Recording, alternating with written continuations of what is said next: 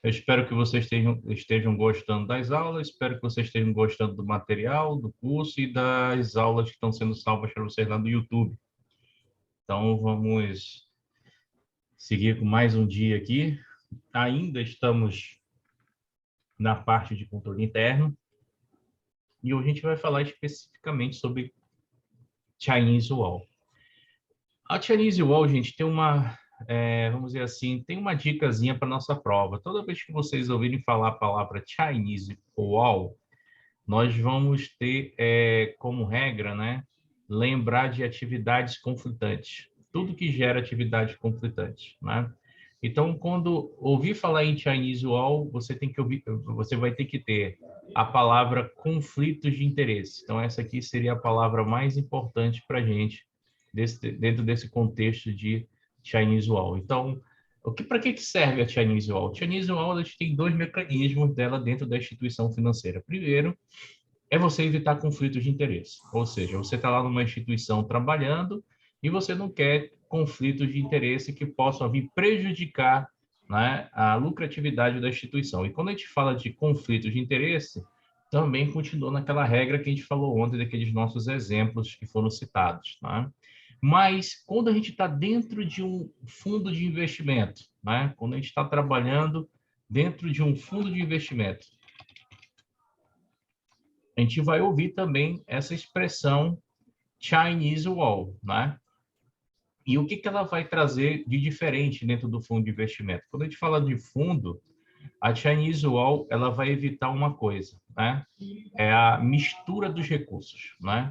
O fundo de investimento ele é uma instituição financeira e lá ele vai ter que ter recursos para sobreviver, ou seja, se manter, pagar os impostos, pagar os funcionários, pagar o administrador, pagar o gestor, a pessoa que vai movimentar o recurso de vocês no mercado financeiro.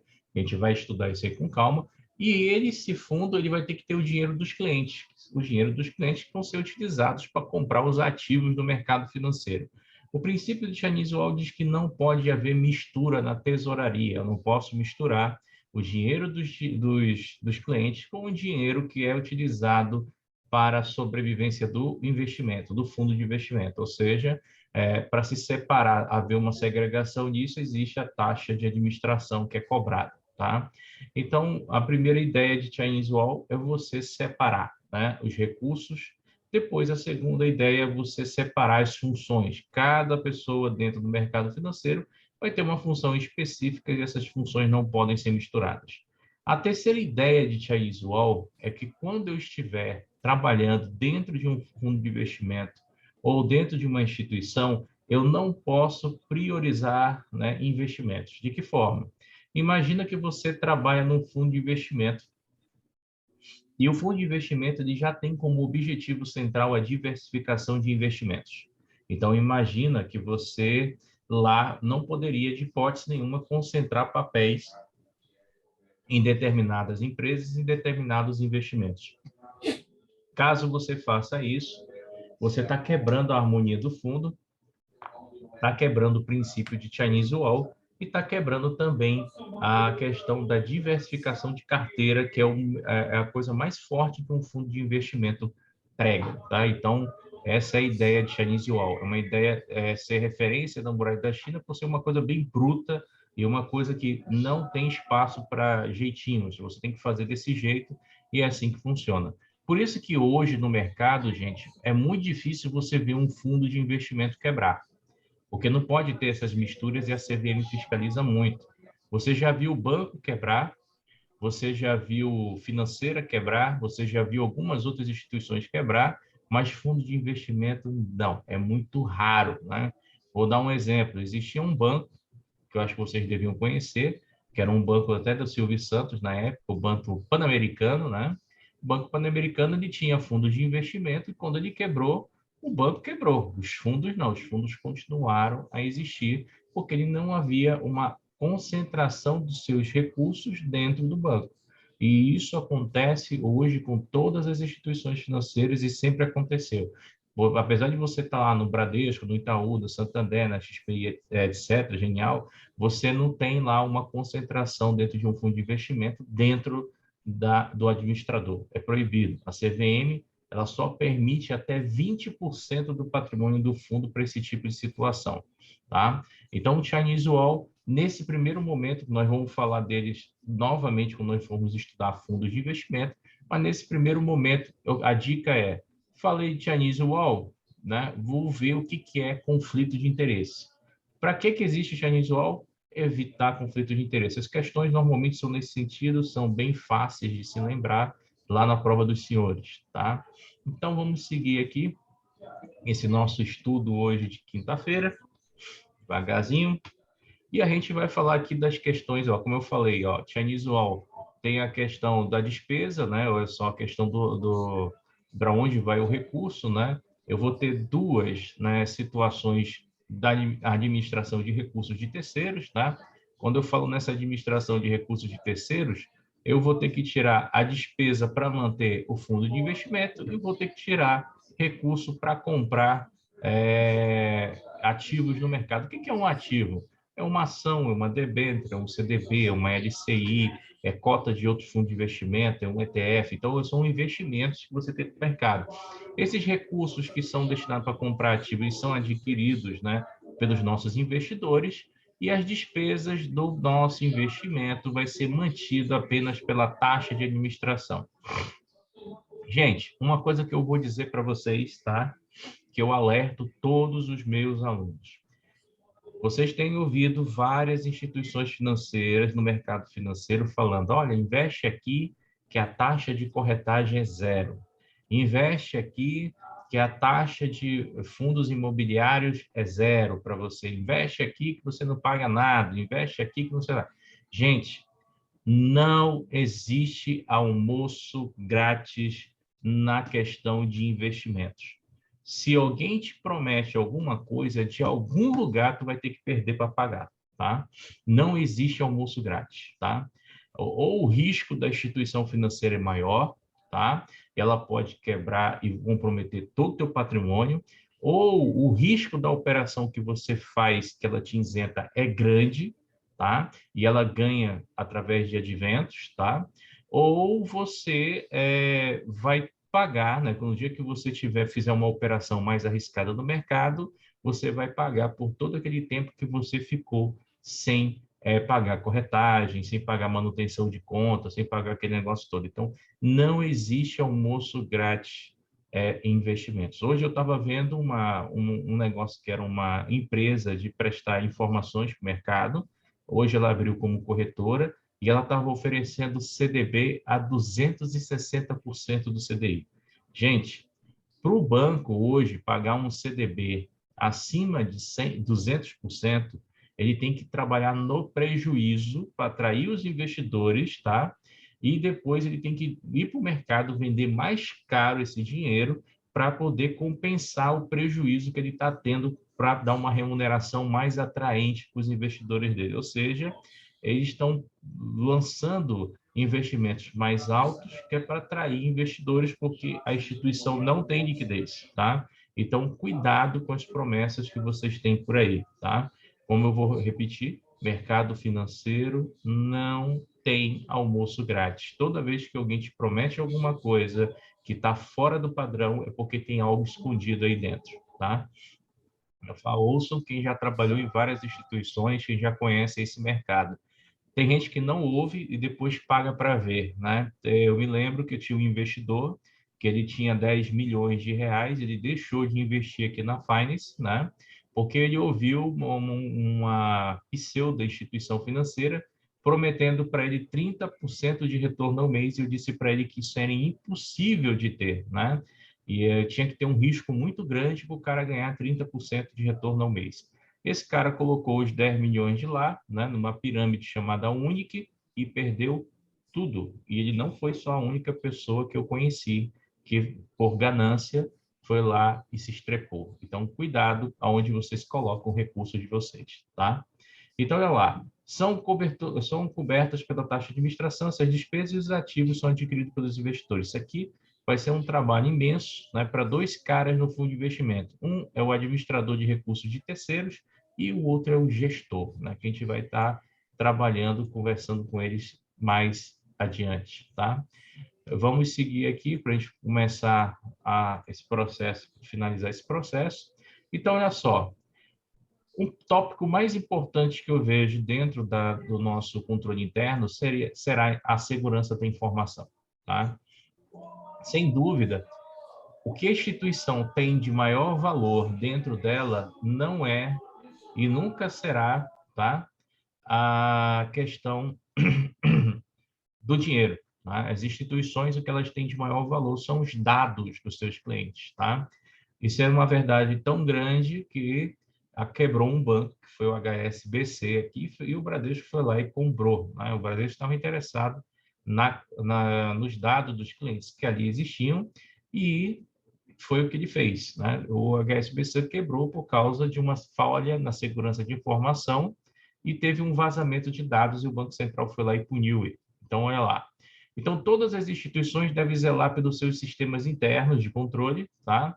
Há um modo de garantir informações por eles geradas, armazenadas e processadas, tá? Disponibilizadas e que sejam confiáveis e seguras. Então, o que faz o cliente de vocês estar na instituição que vocês trabalham, né?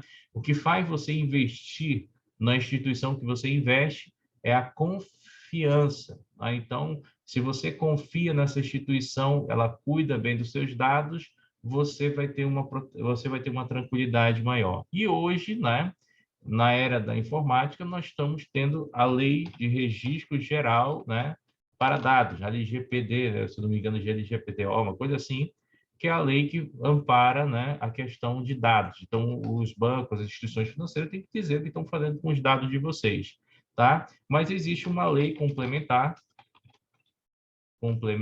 que ela é bem antiga, tá? Que é a lei número 103, tá? Que ela fala sobre sigilo bancário. Então, ou seja, eu não posso deixar nenhum dado lá do meu cliente, nenhum dado, né, da instituição vazar para que as pessoas saibam, tá? Então, é muito sigiloso isso, tá? E eu posso contar umas historinhas para vocês, né? Primeira historinha que faz com que muitos profissionais de banco sejam demitidos é a curiosidade de alguns profissionais de banco de entrar na instituição e, quando eles têm o primeiro acesso no sistema, eles ficarem procurando contas de famosos, né? Então, eles vão tentar acessar contas de pessoas famosas e o compliance do banco vai ver isso. E quando o compliance do banco vê, é demissão na hora, tá? Uma outra situação... Tudo bem, Cida? Era você que estava faltando. E uma outra situação também que o compliance de banco fica monitorando também é aquele funcionário de banco, né, que trabalha numa instituição, trabalha numa agência e ele vai para outra, né? Não estava pegando meu áudio. Tá funcionando agora o teu áudio? Cida.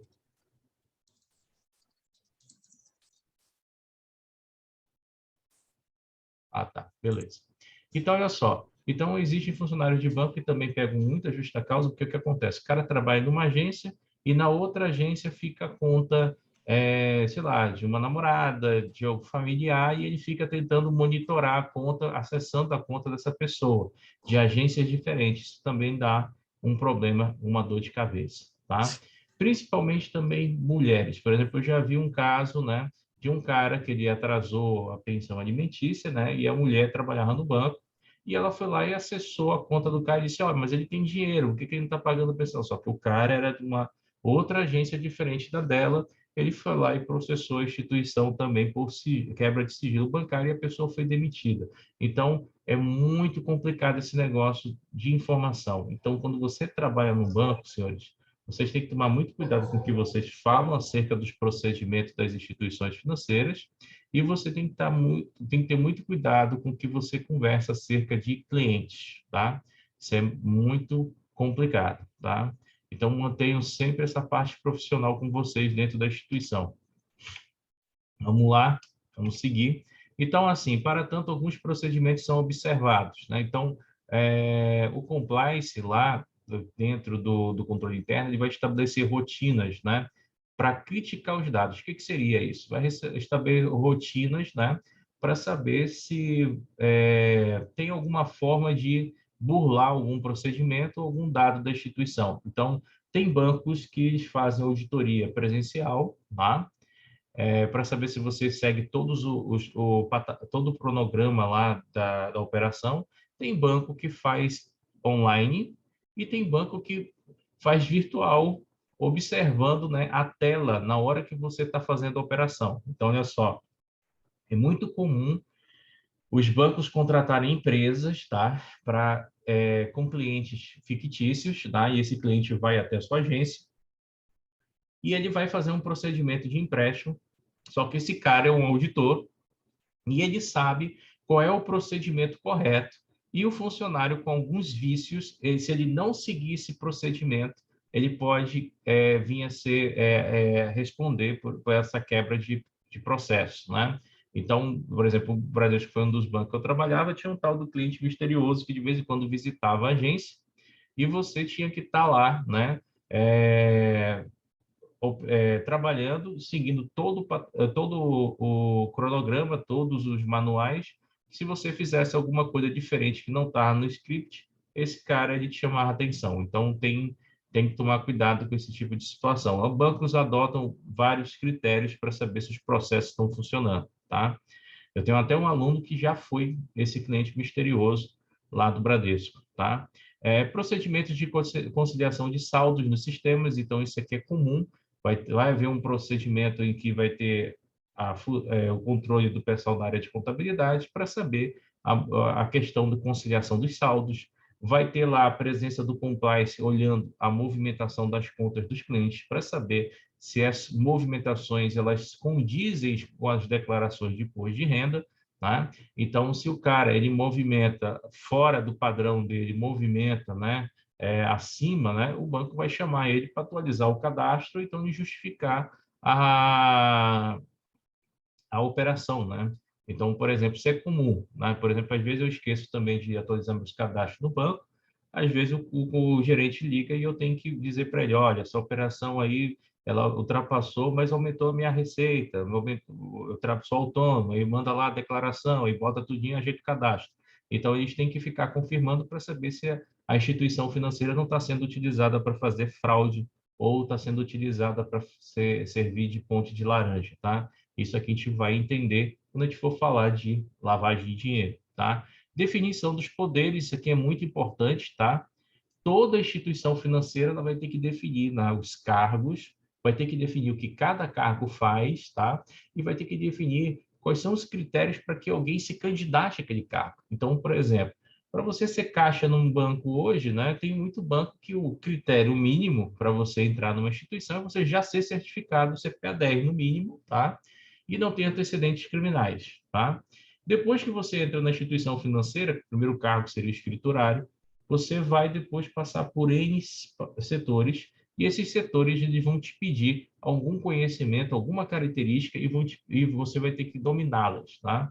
Então, para cada situação, você vai ter lá um plano, né, de contingência para cada cargo. Então, para quem for para abertura de contas, vai ter um plano, para quem for para gerência, vai ter um plano, para quem for lá para a tesouraria vai ter um plano, para quem for para a área de auditoria vai ter outro, o cara que for trabalhar na área de investimento vai ter um outro planejamento para ele seguir, mas, enfim, tudo isso é delimitado dentro de manuais ou de normativos da instituição e você vai apenas estudá-los e segui-los, tá? Então, aí todas as instituições financeiras vão ter suas normas aplicáveis, tá?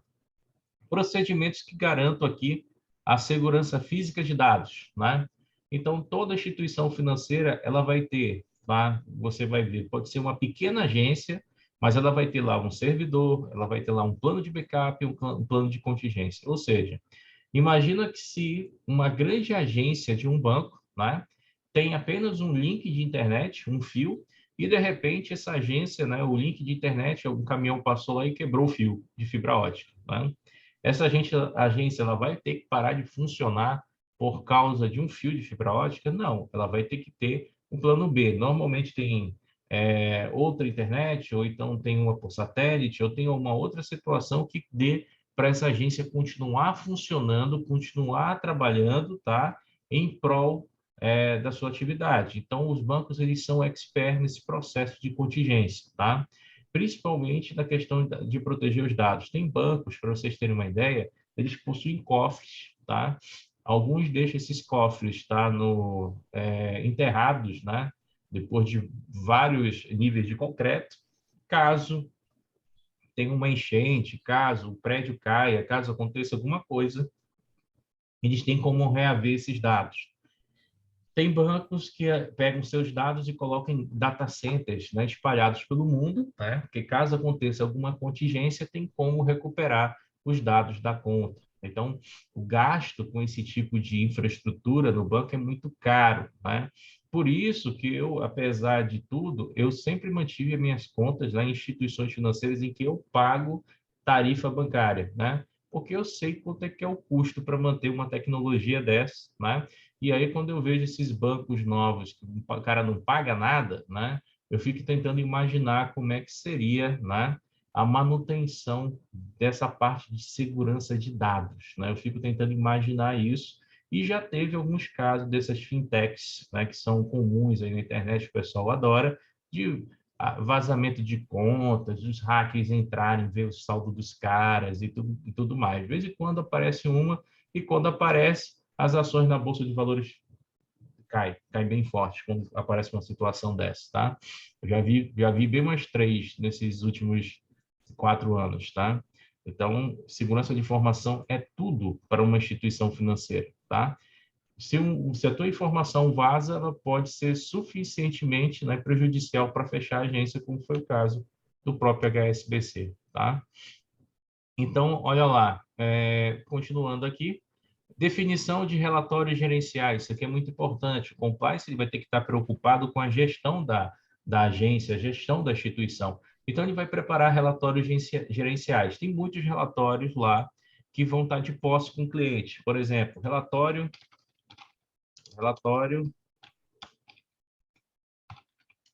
dos maiores devedores, tá? Existe uma resolução, tá? Uma resolução do Conselho Monetário Nacional, do CMN, tá?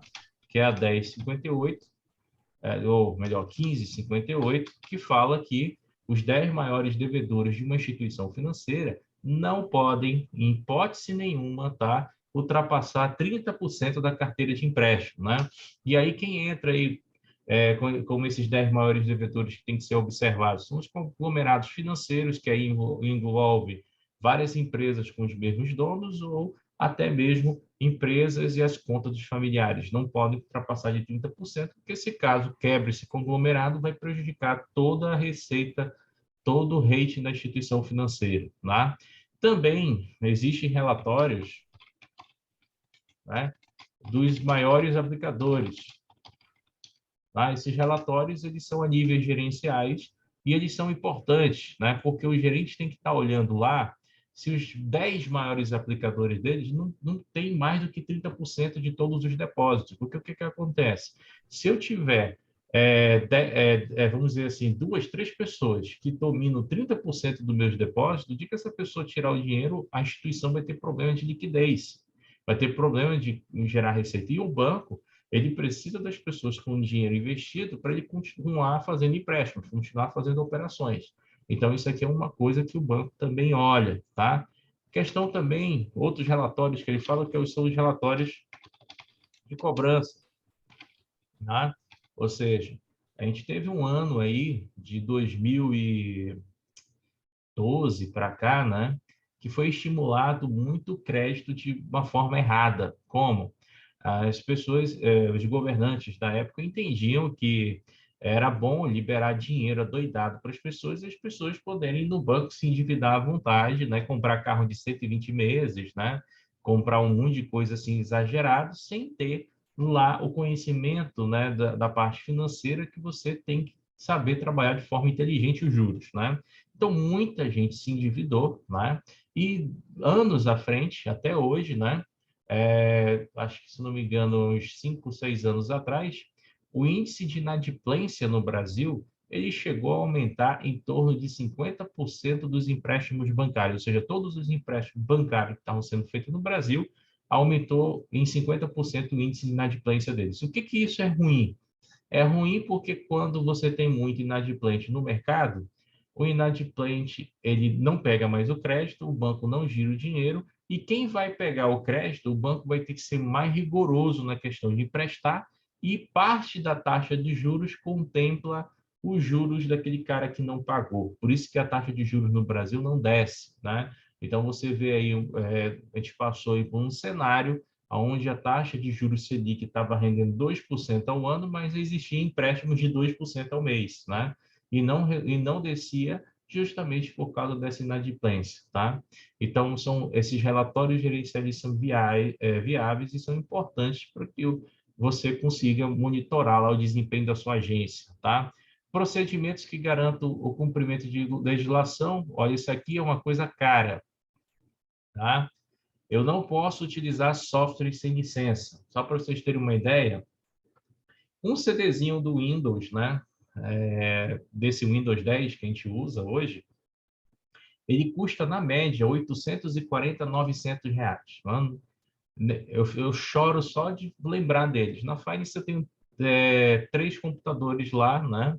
Na verdade, tinha 5, né? E eu tive que comprar 5 licenças de Windows, né? Então, só praticamente, né, a coisa mais cara do que vem do computador é o software, né? Mas por que você tem que comprar o original, né? Primeiro, para não evitar, né, contaminação por vírus. Segundo, para você evitar invasões, né? E terceiro, você tem que comprar, né? Porque é um direito, né, licenciado da empresa que fez, né? O software ele tem isso. E se você não tiver um software original, você chega a pagar de multa 100 vezes o valor do software. Então, imagina, um CD que custa R$ 800, se você não tiver ele, estiver usando o pirata dentro de uma empresa, você for multado, né, pela questão da licença, você paga 100 vezes o valor. Então, 800 vai virar um valor bem salgado, né? Então, é uma multa bem pesada. Então, todas as instituições trabalham com softwares e hardwares licenciados e originais, tá? Procedimentos referentes a gerenciamento de redes internas, né, de computadores de baixa plataforma. Então, o compliance também, junto com a infraestrutura de TI, ele vai estar desenhando lá todo o acesso de vocês na intranet, todo o acesso de vocês dentro do banco, né? Isso aqui é tão sigiloso, gente, isso aqui é tão complicado, que você hoje observa, por exemplo, que o gerente do banco ele não tem muita limitação em relação a acesso de sites. Por exemplo, você está, às vezes, no banco, às vezes você é um profissional da instituição financeira, você quer falar um pouquinho de mercado, você quer ler uma notícia, às vezes o teu computador do banco não vai acessar o site que você quer ler acerca de determinada notícia, né? Por uma questão de tirar a potencialidade dos computadores sendo contaminados com vírus ou causar lentidão na rede interna da instituição. Existem lá os e-mails, né, das pessoas que trabalham dentro de instituição financeira, né? Os e-mails têm carga mínima, né? Então, às vezes, o gerente não consegue, muitas das vezes, ele não vai receber um anexo, ele não vai receber um e-mail que seja maior do que 2, 3, 5 megas de sendo encaminhado para ele, porque o sistema de TI também vai lá e barra com a questão de segurança, né? Mas por que tem tanto controle na questão de e-mail e infraestrutura? Porque antigamente, gente, existia uma turma mal intencionada. Existiam funcionários de bancos que eles pegavam, faziam o seguinte: eles entravam nesses relatórios aqui de maiores devedores e maiores aplicadores e tiravam a listagem, pegavam os dados das pessoas e vendiam para financeiras e outras instituições. Então, para vocês verem como é importante esses dados aqui, tem instituições financeiras que eles querem saber quem são os maiores aplicadores, entendeu? E aí eles vão até pessoas do banco, normalmente aquele menino novo que está entrando, que é meio abestado, né? Aí vai lá diz assim, olha, se tu conseguir o relatório dos teus 10 maiores aplicadores para mim, os maiores, eu te dou aí R$ 500, eu te dou aí R$ 1.000, né? E aí, toda vez que entrar um cliente novo com potencial de investimento, tu me avisa que eu vou te dando dinheiro.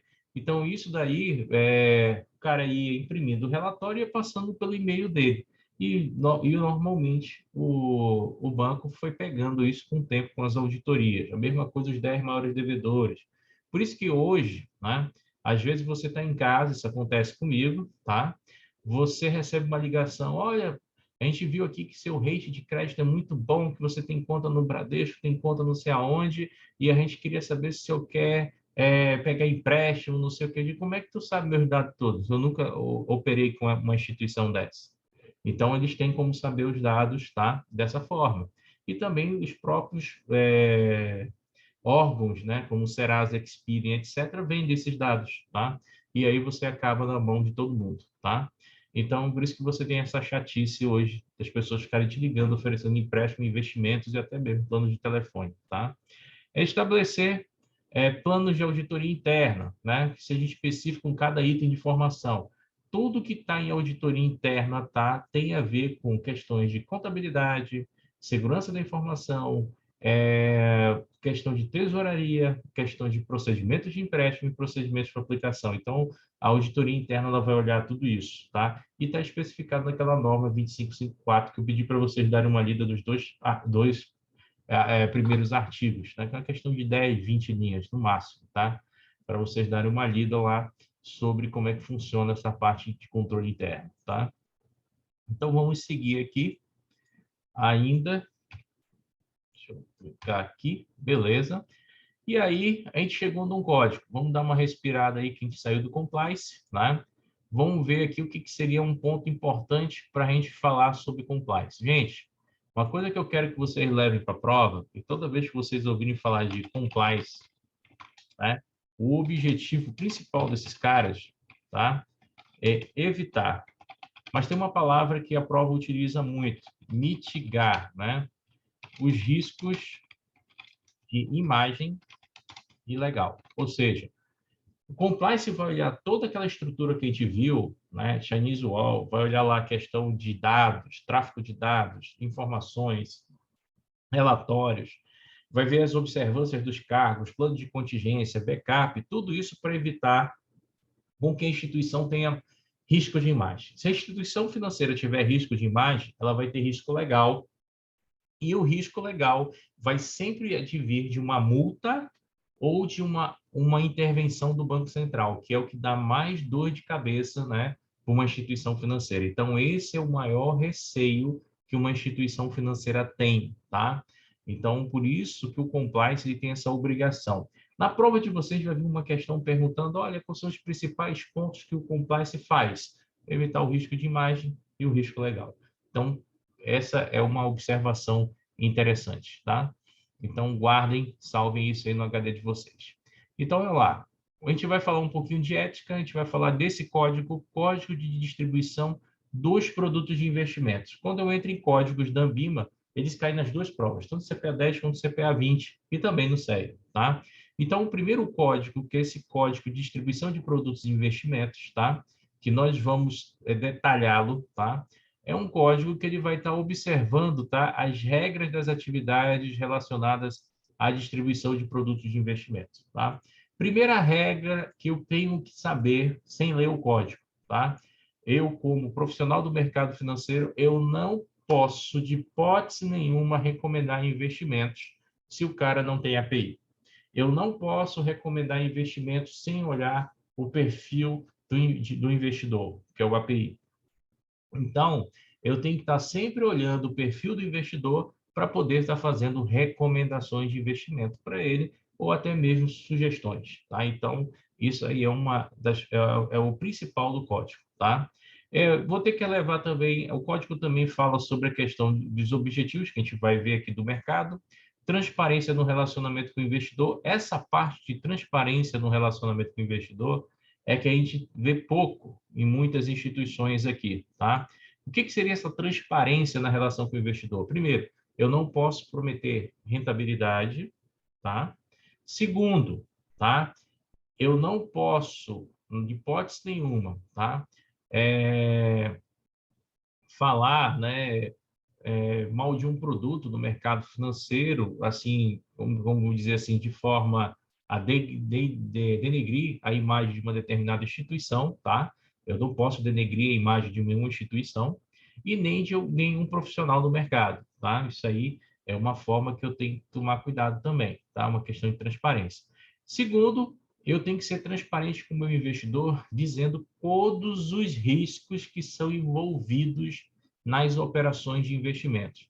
tem muito lugar que oferece investimentos para os investidores, mas eles frisam a taxa, mostra a taxa e não descreve quais são os riscos para aquele investidor. Aí, quando o investidor perde dinheiro, né, esses caras eles se protegem. Ah, você deveria saber, você já deveria aquilo. Mas o ônus da prova é que você, como sendo profissional do mercado financeiro, você deveria ter atuado com diligência.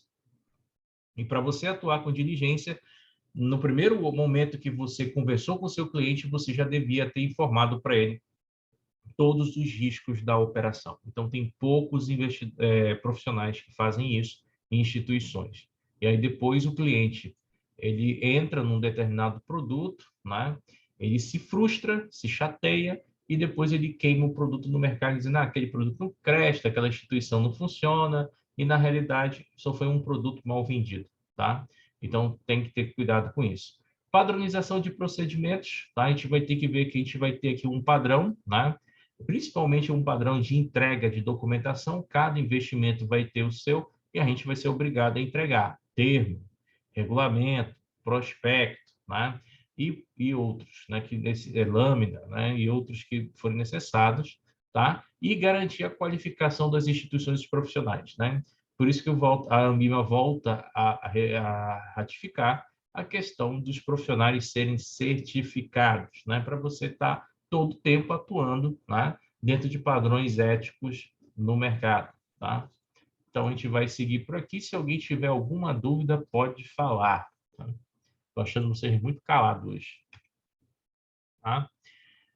Código de distribuição de produtos de investimento. Fala lá, Alexandre. Estou vendo só piscar teu monitor aí.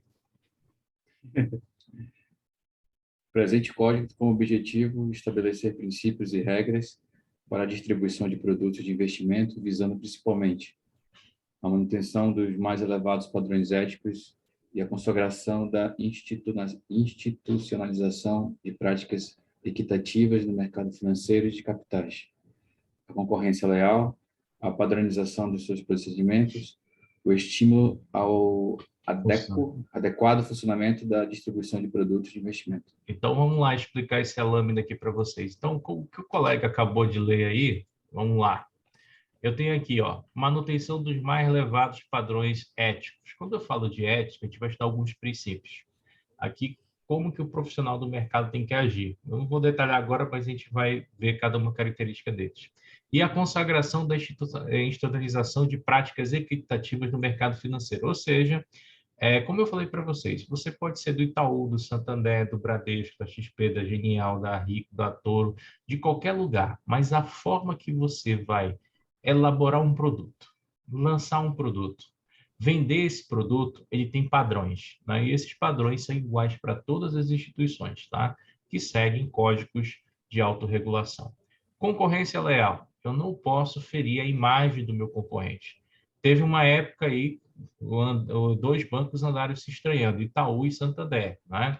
Santander falava, o que adianta ser inteligente se não é prático? Né? Depois o Itaú ia lá, dava uma cutucada no Santander. Essa briga ficou, né, registrada no YouTube e tiveram seus comerciais cancelados, né? Uma outra briga que teve foi entre a XP, o presidente da XP, o Benchimol, com o presidente do Itaú, acho que foi 2 anos atrás. Só faltaram a se xingar no Telegram. No Telegram, não, no LinkedIn, né? E aí terminou que o Itaú foi lá, vendeu a parte da XP dele, fez a cisão, e agora o Itaú está comprando as corretoras e quer derrubar a XP no Brasil, tá? Então, esse tipo de situação aqui tem que ser respeitada, né? Você tem que respeitar. Né? A XP sempre levantou a bandeira, né, de tirar os investimentos do banco, eles chamavam de desbancarização, né? E isso mexia demais com os bancos, e eles sempre defendiam a bandeira que os bancos não sabiam fazer nada para os seus clientes, né, de bom. E hoje, tudo que eles pregavam de verdade, que eles pregavam como verdade absoluta, é o que eles fazem com os clientes deles, né? Então, eles não mudaram nada e apenas tentaram queimar a imagem das instituições no mercado, e as pessoas, algumas compraram a ideia, por isso que eles estão cheios de clientes, né? Então, a padronização de seus procedimentos, isso aqui é importante, toda instituição financeira vai ter um manual padronizando, e a Ambima também vai ter lá os seus, para que essas instituições se sigam, e o estímulo adequado do funcionamento e distribuição de produtos de investimento. A gente vai ver que até para você fazer um marketing de um determinado produto de investimento, você tem que obedecer, tá? Determinados padrões, e principalmente, né, botando alguns disclaimers que são avisos, tá, para o investidor entender quais são os riscos das operações. Então, isso a gente vai já conversar. Vamos seguir aqui. Isso aqui seria o tópico, tá? Transparência no relacionamento com os investidores, tá? Opa, passei sem querer. Transparência no relacionamento com os investidores de acordo com o canal utilizado e características de investimento. Então, senhores, uma das coisas que deixa o investidor mais chateado, né, ou qualquer cliente do mundo inteiro, é quando você dá uma informação dizendo para ele que ele pode resolver o problema dele ligando para tal número, ou indo com tal pessoa, ou falando com tal setor, e ele chega lá e não consegue resolver o seu problema, né? Não é naquele setor e não é naquele número, né? Uma das coisas que me deixa mais pé da vida é quando eu tenho que ligar com o banco e eu sou atendido por uma inteligência artificial. Eu fico muito mordido com isso. Teve um banco que eu fechei a conta por causa disso, porque você falava para a inteligência artificial o que você queria, ela entendia outra coisa, e eu ficava doido tentando resolver um negócio e não conseguia. Quando eu consegui, eu fechei a conta da instituição financeira e não quero papo com esse banco até hoje, tá? Então, assim, se você quer ter um bom relacionamento com o teu cliente, invista, né, em contato, né? Como assim contato? Você, gerente, ligar para ele, ver a carteira, ver como é que tá, fazer lá o checklist, ver como o dinheiro entrou na conta, dar uma conversada com o cliente, ver qual é a melhor solução de investimento para ele. Então, você tem um contato com o cliente, você fazer um bom atendimento. Então, a parte do setor comercial sempre vai ser importante, tá? E tem muita gente que odeia essas inteligências artificiais. Apesar de eu utilizar tanta tecnologia aqui na minha casa, por exemplo, quando chega na parte de AI, eu detesto. Então, você tem que tomar cuidado com essa parte de relacionamento. Qualificação das instituições e seus profissionais envolvidos, né? Todas as instituições financeiras elas vão tirar vários tipos de certificação, tá? E isso é comprovado e elas testificam isso quando você vai investir. Por exemplo, quando você vai investir em um fundo de investimento, ele fala lá, administrador do fundo, banco XYZ, já administra não sei quantos bilhões no mercado, ganhou prêmio internacional, já fez isso, já fez aquilo, e você vai acompanhar todo o currículo desse administrador. Então, vale a pena você trabalhar com instituições de renome. Então, tanto a instituição quanto os profissionais envolvidos, tá, devem ter uma qualificação à altura. Exercer atividades com boa-fé, isso aqui nós conversamos ontem, né? A questão do princípio de diligência, né? Quando eu falo do princípio de diligência, eu tenho que ter esse conceito que eu estou assim, selecionando para vocês, eu quero que vocês guardem isso para a prova, tá?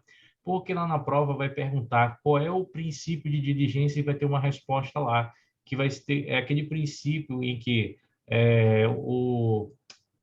o profissional de mercado vai ter que cumprir todas as obrigações, devendo empregar no exercício de suas atividades o cuidado que toda pessoa prudente e diligente costuma dispensar na administração dos seus recursos próprios. O que seria isso?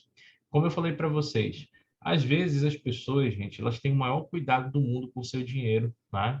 Elas têm conhecimento, às vezes, mas elas não têm noção do risco.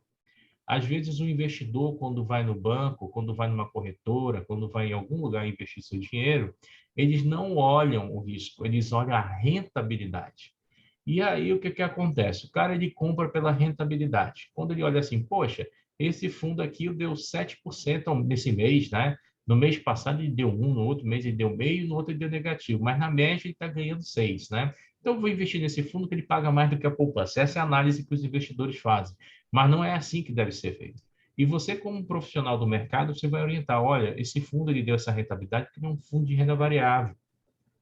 Ele aproveitou um momento em que a bolsa caiu, comprou ações mais baratas e essas ações subiram. Ou então ele teve um momento em que ele comprou as ações que deram um boom, que foram as ações do ciclo de minério, as ações do ciclo de petróleo. petróleo, e elas subiram e teve essa rentabilidade, mas pode ser que essa rentabilidade não venha acontecer no próximo mês. Então, se o senhor pensar em investir nesse investimento, pense para longo prazo, não pense para resgatar em 3 meses, 6 meses, porque o senhor pode ter uma frustração com o seu investimento. Então, você como um profissional que vai deter esse conhecimento, você tem que orientar o seu cliente. Você não vai espantar ele da aplicação, você só vai dizer para ele pensar um pouco melhor. Caso ele não tenha, ele pense e diga, realmente não é para mim, porque eu vou sacar meu dinheiro com 3, 4 meses, você vai dizer para ele, aqui na nossa instituição tem um produto também que dá para você investir por 3, 4 meses com um pouco mais de segurança, rende um pouco menos, mas com 3, 4 meses você não vai ter tanta volatilidade no seu dinheiro. Então, você vai ter que usar dessa expertise, desse conhecimento, dessa sabedoria para induzir o teu cliente sempre investir em algo que esteja de acordo com o API dele e com o tempo, né? Então, imagina só, quando eu falo API e o tempo, eu jamais posso aplicar, né, um recurso de um investidor, a não ser que ele insista muito e queira, né, ou então ele vai lá e faz, né, um cara que vai, por exemplo, aplicar no mercado de ações um recurso que daqui a 2 meses o cara vai sacar para comprar um apartamento, né? Eu não posso fazer isso. Por quê? Porque o mercado de ações, a gente já fala, é para longo prazo, né? Você tem que ter uma maturidade de longo prazo. Você comprar e esperar, né? Por longo prazo para você ter uma rentabilidade. Tem gente que vende a ideia na internet que você vai aplicar na renda variável hoje, amanhã você vai estar rico, né? Você basta comprar na baixa e vender na alta que você ganha dinheiro. Se fosse assim, senhores, tinha muitos milionários no mundo, né? Primeiro porque já tem mais de 60 anos que o pessoal estuda análise gráfica, mas eu não conheço ninguém da análise gráfica que ficou rico. Eu só conheço o pessoal da análise fundamentalista, né, que ficou milionário, né? O maior exemplo disso é o Warren Buffett, né, para quem conhece aí. Então, vamos seguir aqui, tá? Código de produtos de distribuição aqui nortear na prestação das atividades o princípio de liberdade de iniciativa, adoção de práticas centralizadoras, caracterizadoras de evitando a adoção de práticas caracterizadoras de concorrência desleal, como eu falei, as instituições têm que atuar de forma harmônica entre si, evitar qualquer prática que infrinjam o código, ou seja, se você é um filiado à Anbima, profissional ou instituição, você vai ter que seguir esse código, tá? Se você fizer qualquer prática que para ele seja visto como uma agressão a esse código, você pode, inclusive, responder, tá? Adotar práticas compatíveis com o princípio de idoneidade moral, ou seja, ser honesto com o teu cliente, tá? E cuidar dessa situação. Evitar práticas que possam vir prejudicar a indústria, né, de investimentos, né? Hoje, só para vocês terem uma ideia, o Brasil ele é referência em fundos de investimento, tá? O Brasil é o país que é referência na indústria de fundos de investimento. Vem muito estrangeiro investir no Brasil em fundos de investimento, tá? Vem muito fundo offshore colocar recurso aqui no Brasil em fundo de investimento e investidores institucionais. Porque o Brasil ele é um celeiro dos gringos para investimentos. Ele a gente até brinca, né, mas de uma forma vamos assim, de brincadeira, né, que o Brasil é o cassino dos gringos, e na realidade gente. O Brasil é um país muito rico, tá? Rico em vários aspectos, tá? E o povo brasileiro não sabe disso. O povo brasileiro, apenas 1,3% do povo brasileiro investe em alguma coisa no mercado financeiro. 1,3, tá? Nos Estados Unidos e na Europa, esse valor de investimento de pessoas que investem no mercado financeiro chega a ser superior a 56% da população. Ou seja, o pessoal tem uma cultura muito maior do que a nossa de guardar dinheiro, tá? E nós temos aqui vários tipos de investimento. Você pode, inclusive, por exemplo, ser dono de empresas que a ação custa R$ 8. E aí você diz, pô, a ação é tão barata, essa empresa presta? Presta. É uma empresa que tem potencial de crescimento, dá lucro, faz dividendos, faz tudo, mas o brasileiro ele pensa que para investir é caro. Não, para investir você requer paciência e tempo, tá? Mas eu tenho alguns alunos meus que fizeram cursos de CPA comigo, né? que eu fiz essa mesma indagação que eu estou falando com vocês com eles, e eles compraram a ideia de investir, tá? E em 2 anos, 3 anos, que é o tempo que eu estou assessorando eles, né? Que são o pessoal do CPA, eles fizeram um patrimônio interessante, né? Eles são bancários, né? São atuantes no mercado e eles hoje têm um dinheiro de referência, um patrimônio de referência guardado. E eles falam para mim, Paulo, eu não imaginava que precisava tão pouco dinheiro para começar a investir. Eles tinham na cabeça que para começar a investir o cara tinha que botar 30 mil, 100 mil, 200 mil, 1 milhão logo para começar a investir. Não, você tendo o hábito de investir todo mês um pouquinho, quando você vê, você chega nessa condição, né? Então, teve um aluno hoje que eu falei com ele e ele se espantou com o saldo da conta dele, né? É uma questão de disciplina, né? Você continuar fazendo esse movimento mês a mês, tá? Evitar melhores esforços evitar melhores esforços para que todos os profissionais que desempenhem funções ligadas à distribuição de investimento atuem com imparcialidade. Isso aqui é importante, tá? O que seria essa imparcialidade? Alguém tem uma ideia do que seria ser imparcial?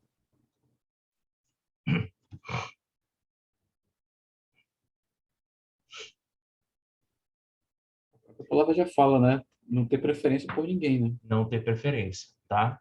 O que é legal, às vezes, que eu acho do meu trabalho? É porque, como eu falei para vocês, eu tenho a condição de colocar o dinheiro do meu investidor em qualquer instituição, né?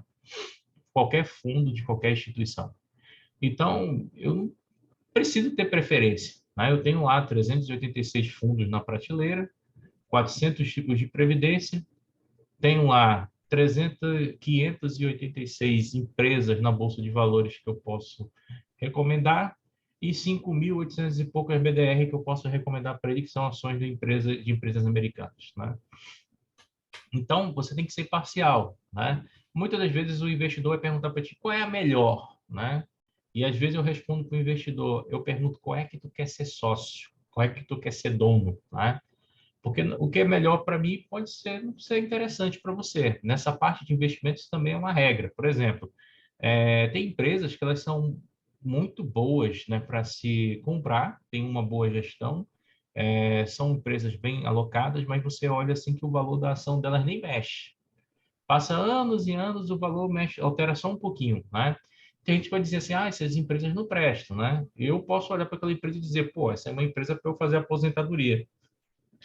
Eu posso guardar dinheiro nela, investir em ações por longo prazo, ela vende um produto interessante e lá na frente eu posso ter, né, um resultado também interessante, né? Então você tem que agir com parcialidade. Normalmente, quando eu vou oferecer um produto para um investidor, eu primeiro quero saber se ele aguenta o risco. Então eu falo todos os riscos que estão envolvidos naquela operação. Se ele disser que ele aguenta, Se ele não infartar, né? se ele Aí, não infartar, beleza, né? Isso aí tem dado certo para mim. Tem gente que não gosta muito dessa linha porque acha que perde cliente. Olha, a Finance ela tem aberto uma média de contas por mês de 30 contas, né? Já vai entrar 2 assessores novos agora e eu estou dividindo conta com eles, né? Então, assim, eu acho melhor você ser verdadeiro com seu cliente do que você ficar fantasiando coisas para eles e eles depois se frustrarem e não quererem mais investir em canto nenhum, né? Porque você encontra clientes que não querem saber de investimento, eles deixam o dinheiro dele na poupança, no máximo no CDB, e até quando o gerente do banco vai lá e olha, eu tenho um fundo conservador que rende um pouquinho melhor do que a poupança, quer trocar uma previdência, alguma coisa? Ele diz, não, não quer. Porque o fulano de tal fez, perdeu dinheiro. Fulano de tal fez, não sei aonde, perdeu. Eu fiz, não sei aonde, perdi. Então, o cara ele já fica com aquele estigma, né? De que se ele mudar aquele mundinho que ele está, ele pode ter problemas. Então, é por isso que eu prefiro ir para o lado de apresentar toda a característica das coisas, né? Normalmente eu chamo um cara para reunião, se ele não é de Manaus, eu faço uma live com ele e a gente faz uma conversa também. Então, você tem que ser imparcial. Você não pode indicar, né, sempre as mesmas coisas só porque você está querendo ganhar uma comissão melhor, você quer indicar um produto porque te paga melhor como profissional, você quer indicar aquilo ali porque é que rende mais, né? Mas na realidade você tem que indicar aquilo que o cliente atenda o API dele e a expectativa de prazo, né? Não adianta nada você querer forçar um cliente para um lado e, de repente, ele não tem apetite para isso. Por exemplo, eu tenho clientes lá na Finance, né, que eu boto eles em fundos imobiliários. Sabe quanto é que rende para mim fundo imobiliário? Sabe quanto é que eu ganho de comissionamento por isso? Fundo imobiliário e tesouro direto? Tem cliente que chega lá e digo, olha, infelizmente tu não tem perfil para ações, né? Tu não tem perfil para risco. Eu te recomendo ali um tesouro direto. Sabe quanto é que isso me dá de corretagem? Pô, Zero. tesouro Zero. direto não está pagando nada. Para mim não dá nada, entendeu? Para o cliente dá, rende lá acima do CDI, dá uma rentabilidade boa para ele, mas para o assessor não rende nada. Tem cliente que quer ir para renda variável, mas tem medo das ações, mas ele quer fundo imobiliário, ele já chega com a ideia do fundo imobiliário, né? Eu explico para ele que o fundo imobiliário tem o mesmo risco de uma ação. Aí é mesmo, mas mesmo assim eu quero. Aí eu digo, tá bom. Eu boto lá, é onde ele quer. Aí o que que eu ganho de rentabilidade? Zero. Eu não ganho nada por isso, entendeu? Mas é um produto que ele quer. Eu poderia muito bem pegar esse cliente e jogar ele para uma outra situação para que me rendesse dinheiro, mas não, eu jogo para onde o cliente deseja ir. Mas eu explico para ele os riscos da operação. Porque tem gente que ouve esses YouTubers que tem aí e acha que é muito fácil investir, é só jogar um dinheiro no investimento e amanhã tu vai ficar rico da noite para o dia. Não é assim, tá? A gente sabe que não é assim. Tá? Então, vamos lá, vamos seguir, tá? Divulgar informações claras e inequívocas, tá? Ou seja, tem que ser objetivo com o meu investidor, tá? Se eu não tiver essa informação, eu tenho que dizer para ele, eu vou atrás e te respondo. Se essa informação eu não tenho, eu vou ler o regulamento e respondo para ele, tá? Ou seja, eu não posso, de hipótese nenhuma, dar uma certeza para o meu investidor que eu não tenho, tá? Porque ele pega, e hoje tudo é gravado, né? É gravado pelo celular, é gravado por não sei do que, o botão da camisa grava. Então, se eu disser para o cara bem assim, que se ele colocar o dinheiro em tal recurso, ele não vai perder, nunca vai perder, e de repente ele perde, ele vai lá e te processa. Se eu disser para ele, por exemplo, que ele pode sacar a qualquer momento, né, mas eu nem li o regulamento, e o regulamento diz lá que ele só pode resgatar o fundo daqui a 6 meses, aí ele quer para amanhã, ele vai lá e te processa. Então, você tem que, só pode falar aquilo que você tem certeza, né? Então, o conselho que eu dou para vocês é o seguinte: o investidor chegou para vocês lá no banco, lá na instituição onde vocês estiverem trabalhando, e ele quer aplicar em fundo de investimento, abra o regulamento e leia com ele, porque ele não vai ler o regulamento. Pega os tópicos principais lá e diz, olha, aporte mínimo, né? Período de carência, se tem, né? Taxa de administração, ou quanto tempo você pode resgatar? Pode resgatar em D0. O que é isso? Eu posso resgatar a qualquer momento, o seu dinheiro está na conta, tá? Até se você solicitar um resgate até as 14 horas, horário de Brasília, tá? Ah, se o senhor... esse fundo de investimento, o resgate é de mais 30. O que é isso? Quer dizer que se eu pedir o resgate hoje, demora 30 dias. Aí o cara vai dizer, não dá para mim ficar, eu tenho que precisar de uma coisa no máximo para 2 dias já está na minha conta. E você já tem que ver outro investimento para ele. Então, sempre mostrem as características do produto. Não venda só assim, esse fundo aqui ele apresenta uma rentabilidade boa, investe nele que é bom. Pronto. Aí você não diz essas pequenas situações que fazem muita diferença e o investidor depois fica chateado com você, tá? Graças a Deus eu nunca tive uma situação dessa aqui na Finance, mas eu já tive uma situação de clientes que vieram de outros lugares chateados com situações assim, entendeu? Então é bom você sempre dar uma lida com ele. Identificar, administrar, mitigar, né, eventuais conflitos de interesse que possam afetar a imparcialidade das pessoas no desempenho das funções. Então, quando eu falo aqui dessa imparcialidade, eu estou falando justamente de metas, né? Imagina que eu tenho uma instituição que ela me cobra uma meta por tal investimento, ou tal investimento me paga uma comissão maior, né? E aí o que que acontece? Por eu ter meta de vender previdência, ter uma meta de vender determinado fundo, ou eu ter uma meta de fazer tal coisa, ou porque determinado produto me paga uma comissão maior, eu fico só jogando para os investidores, perturbando a vida dos caras, só forçando com que eles invistam lá.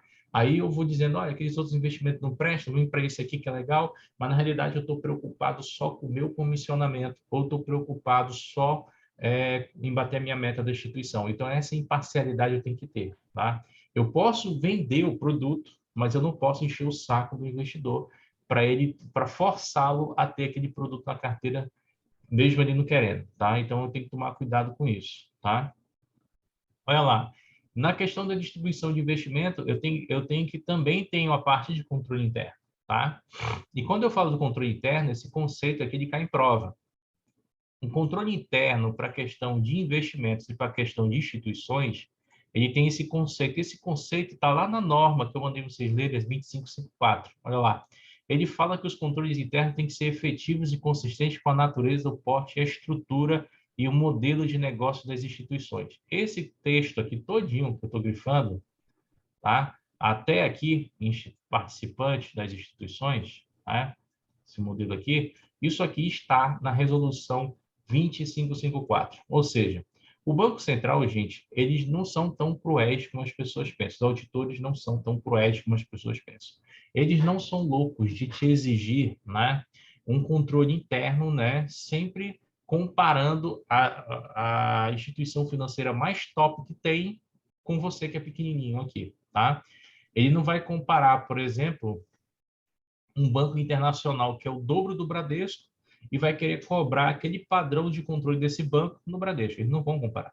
Eles vão levar em consideração o tamanho que o banco tem hoje e, de acordo com o tamanho, eles vão ter procedimentos para essa instituição. Então, o controle interno ele vai levar em consideração a natureza, o porte e a estrutura da instituição. À medida que a instituição vai crescendo, esse controle interno vai aumentando a sua cobrança sobre a instituição. Enquanto a instituição é pequenininha, a cobrança é menor. Quando ela vai crescendo, a cobrança vai aumentando, tá? Isso aqui cai em prova, tá? Esse conceito. Sejam acessíveis, né? O controle interno diz também, né? Que sejam acessíveis aos profissionais, né? De forma a assegurar os procedimentos e responsabilidades atribuídos a cada nível da organização. Isso aqui também cai em prova. Quando eu falo do controle interno, seja para a instituição financeira, seja para um fundo de investimentos, seja para uma corretora, uma distribuidora, um escritório de agente autônomo de investimentos, seja para qualquer universo desse, o controle interno ele tem que ter regras, ele tem que ter manuais e todos os colaboradores, todos os sócios, todas as pessoas envolvidas, elas vão ter que ter acesso a essas normas, tá? A esses manuais. Não vai poder ser restrito ao dono da empresa, não vai poder ser restrito aos diretores do banco. Não, todo mundo vai ter que ter acesso ao que pode e não pode fazer. Tá? Normalmente, aí eu vou fazer um elogio aos bancos. Os bancos, eles têm, quando vocês forem trabalhar lá nos bancos, o pessoal aqui que já é de banco, né? A France, que é lá do Itaú, aí o William, que é lá do Bradesco, né? Eles vão complementar o que eu vou falar. Todo banco tem uma intranet educacional. Né? No Bradesco, a gente chamava de Trainet. Né? O que o Trainet fazia lá? Você tem lá estudo para parte ética, estudo para CPA, estudo para como vender seguro, como vender previdência, como abrir conta, como se tornar um gerente. Tem todo esse processo lá.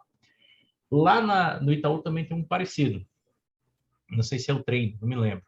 Ou seja, os bancos eles investem, tá, em estruturas, né, educacionais, né, digitais e os seus colaboradores têm acesso a essa gama de informação de graça.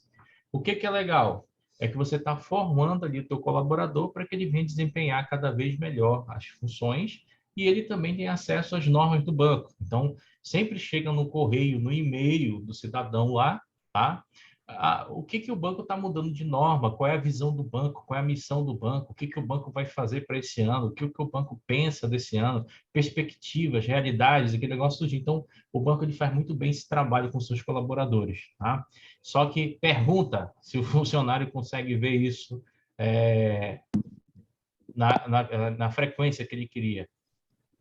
Entendeu? Não. Não, por quê? Porque o banco quer que ele veja isso no horário de trabalho. No horário de trabalho não tem como ver. Estou mentindo? Diga isso. Caramba, derrubei foi tudo aqui. Né? Mas, assim, o banco, ele investe muito nisso, tá? Tem uma característica, deixa eu só ver um negócio aqui que eu derrubei um troço aqui. Mas o banco investe muito nessa parte educacional. Pode falar. E Paulo, mas no YouConnect a gente já consegue vincular os cursos, né, pelo celular mesmo, já tem um código que a gente vincula. O Itaú está bem digital mesmo. Não vou rasgar seda para o Itaú, mas para mim o Itaú é o melhor banco digital que tem no universo. Tá? É verdade, concordo. Tá? Tudo que eu tenho no Itaú funciona. É impressionante. Eu não preciso nem aparecer na agência. Cara, eu tenho um banco que é muito bom também. Entendeu? É caro? É. Mas o Itaú, por exemplo, me salvou de duas. Né? Uma vez eu estava na minha residência, um cara comprou uma passagem aérea, várias passagens, deu 5 mil e pouco no meu cartão de crédito. Aí o cara me ligou do Itaú, 2 horas da manhã. É o senhor que está fazendo essas compras? Não, eu estava dormindo. Aí digo, tá, aqui é o controle de fraude do cartão de crédito Itaú, nós vamos estar cancelando todas as compras. E no outro dia eu vi no meu extrato a compra e o cancelamento. E aí o cara bloqueou meu cartão e mandou um outro, que chegou depois de 5 dias na minha casa. Então, assim, eles estão modernizando, tá? Eles estão modernizando, mas todos os bancos brasileiros são bons, tá? Só para vocês terem uma ideia, o Bradesco, ele vendeu muito aquela tecnologia da mão. Eu acho sensacional aquela tecnologia do Bradesco. Você chegar lá no autoatendimento e você não precisa do cartão ou da senha. Você bota o cartão lá e bota a mão. Pô, já foi, já foi. O cara fraudar a tua senha ali, não tem como, porque a mão lá, ela só funciona se for uma mão de um ser humano vivo lá. Então tem que ter sangue na veia para poder fazer um mapeamento das veias. Ele lê as veias, não lê a digital da mão do cara. Então aquilo ali foi sensacional. Uma outra coisa que o Bradesco fez também, que foi legal, né? Olha, foi o primeiro banco do Brasil que teve caixa para você sacar com outra moeda. Você vai lá no caixa eletrônico e você saca lá, sacava moedas de outros países, dólares, se eu não me engano, logo no início, né? E também foi o primeiro caixa que você já fazia depósito, o caixa já contava o dinheiro, depósito à vista, e já caía na conta, entendeu? Então, isso são modernidades. Só para vocês terem uma ideia, o Brasil vende muito tecnologia bancária para fora, tá? Isso aí nós somos campeões, tá? Vamos lá, vamos seguir. Possuo divisão clara de responsabilidades. Então, quando eu falo aqui do controle interno, senhores, eu tenho que ter divisão clara de responsabilidades, isso a gente já falou, né? Cada macaquinho no seu galho. A gente tem lá o tesoureiro com suas funções, o gerente com suas funções, o caixa com suas funções, e todo mundo tem que estar trabalhando, cumprindo para o que foi contratado e sempre obedecendo às normas de controle. Se você obedecer às normas de controle, nunca vai ter uma auditoria para te aperrear, né? Um cara que é organizado, né? Um cara que trabalha de forma organizada, ele nunca tem ninguém para cobrar ele, porque ele já está pronto para tudo, né? Então, isso é legal. Descreve os procedimentos de coordenação. Isso aqui é legal, porque o que acontece? O controle interno ele exige que tenham-se manuais da instituição, né? E esses manuais descrevam cada procedimento. Então, imagina, eu dei um exemplo ontem, né?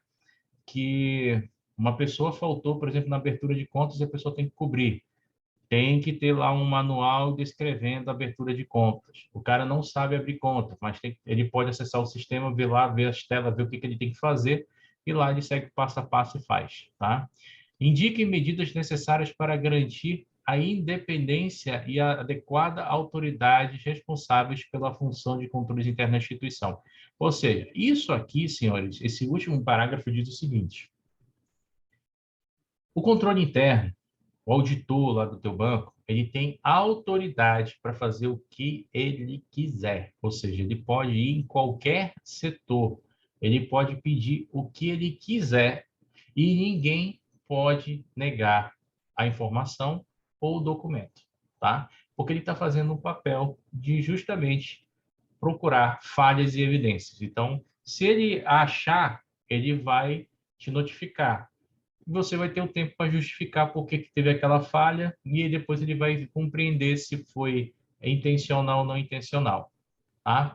Se não tiver falha, ele vai te elogiar. Então, você não pode barrar o trabalho de auditoria dentro da instituição. O cara é chato? É, porque normalmente o auditor não é legal com ninguém, não. O controle interno não é legal com ninguém, porque ele vai justamente te dar trabalho. Ele vai te pedir um monte de documento, vai te pedir um monte de empréstimo, vai te pedir um monte de informação, vai entrevistar um por um dos teus funcionários para saber se está todo mundo fazendo o procedimento correto, tá? Mas, no fim, Tudo tem um objetivo, que vocês trabalhem com segurança, tá? Então, essa é a função desse cara, tá? Propiciar controle de informações confidenciais, reservadas, privilegiadas, acesso a sócios, diretores, administradores e profissionais contratados, já? Então, isso aqui tem que ter trabalho. Qual? Sigilo de informações, tá? Eu não posso deixar vazar qualquer informação da instituição, tá? Logo, logo a gente vai ver um crime, e eu vou deixar para comentar mais adiante, e vocês vão ver o peso que é a falha de um vazamento de uma informação. Assegurar a existência de testes periódicos de segurança e sistemas de informação, tá?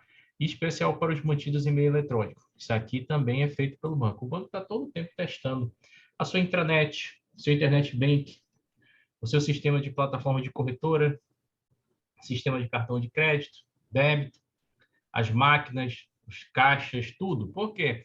Porque o banco ele quer segurança, ele não quer perder dinheiro e nem quer que os funcionários tenham dor de cabeça. Então, todo tempo, o compliance está vigiando isso. Tá? Tem setores próprios para isso dentro da instituição. Tá? Vamos seguir aqui. Sigilo das informações, implementar e manter, né, treinamento para os sócios e diretores, administradores profissionais que tenham acesso a informações confidenciais e privilegiadas. Detalhe, isso aqui é obrigatório as instituições fazerem. Por quê? As instituições, elas trabalham com isso aqui, ó, IPO. O que é isso? Oferta pública. Então, eu posso ter uma oferta pública de ações. Eu posso ter uma oferta pública de debêntures, fundos imobiliários. Antes da oferta pública, nós vamos estar tratando informações sigilosas, né, dos sócios, das empresas, né? E não pode ter vazamento. Se a CVM descobrir que teve um vazamento de uma informação que ela considera relevante antes do papel vir à negociação, ela pode cancelar a oferta todinha e mandar devolver o dinheiro das pessoas que compraram no IPO. Isso já aconteceu, olha, dentro até onde eu trabalho, nunca vi, mas pode ser que tenha acontecido. Essa semana eu vi que a CVM cancelou um pedido de IPO de uma empresa. Não sei qual foi o motivo, mas teve um cancelamento. Foi uma notícia que eu vi, passei só o olho e não abri o texto para ler, tá? Mas a CVM acontece. Então, vamos desenhar um cenário aqui para vocês entenderem. Imagina que, por exemplo, aqui o William, que está trabalhando aqui, ele é um grande gestor de relações lá do Bradesco, né? E aí o William, ele está dentro de acordando um processo de IPO. E nesse processo de IPO, a empresa contratou o Bradesco para fazer o lançamento das suas ações, pela primeira vez no mercado. Ninguém conhece essa empresa, tá? E, por enquanto, o bate-boca e as negociações estão sendo entre Bradesco e a empresa, e o William está participando. O William, ele não pode, de hipótese nenhuma, comentar, nem com a esposa dele, o que está sendo conversado nessas reuniões, tá? Ele não pode comentar com amigo, e não pode comentar com cliente, e não pode comentar com ninguém. Tem que ficar quieto. Tá? Por quê? Até o processo ser assinado pela empresa, até a ação ser negociada na Bolsa, né, nenhum profissional que esteja envolvido numa oferta pública pode dar um parecer ou falar. Né? Então, tem muito cliente que chega comigo e fala bem assim, Paulo, teve um IPO agora da Raízen, que é uma empresa de combustíveis, né? É dona da Shell, né? Shell, acho que Texaco, alguma coisa assim, não me lembro. Aí o pessoal perguntava, é bom comprar? Eu digo bem assim, eu não posso falar nada até a oferta do IPO. Quando tem IPO, você não fala nada. Você que é profissional. Por quê?